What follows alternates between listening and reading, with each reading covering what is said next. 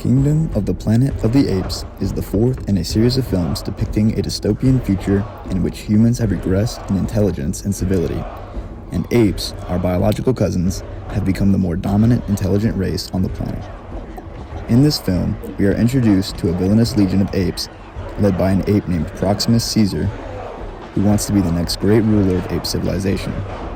Twisting the words and teachings of the ruler who came before him, who was named Caesar, Proximus creates a quasi-religious following for the purposes of securing loyalty and devotion to his cause of building a kingdom for the apes. What a wonderful day! What a wonderful day! Are we thankful for the words of Caesar? We are thankful. Do we bend our heads? We bend.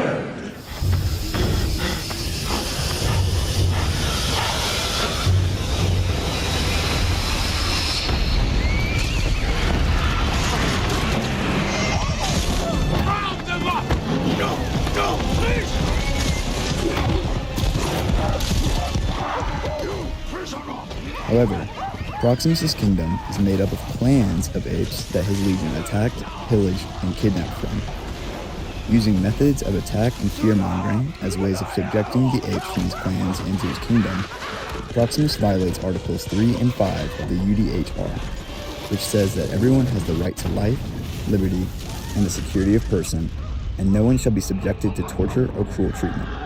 And yes, this film is about highly intelligent, civilized apes, where we have real-world groups of people with the same goals and mindset of Proximus Caesar.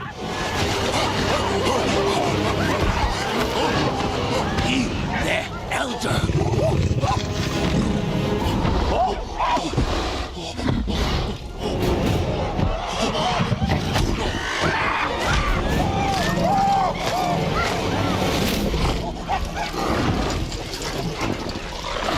For Caesar! Wow!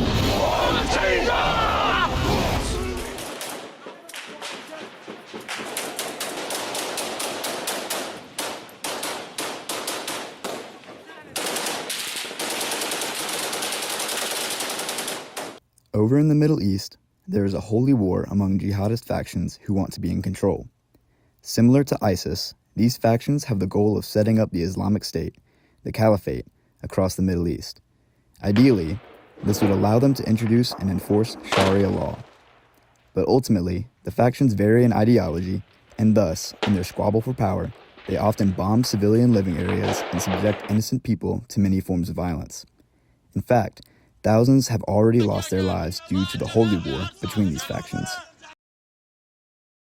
For justifying their actions, the jihad claim to be soldiers for God, and that they are simply carrying out their religious duty. Therefore, in the same way that Proximus Caesar twists the words of the ruler that came before him, the jihad twists the words of the Muslim faith to fit their mission and drive their soldiers to do what they want.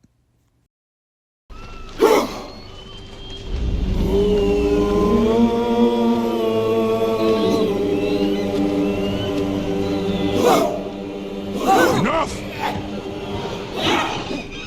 Enough!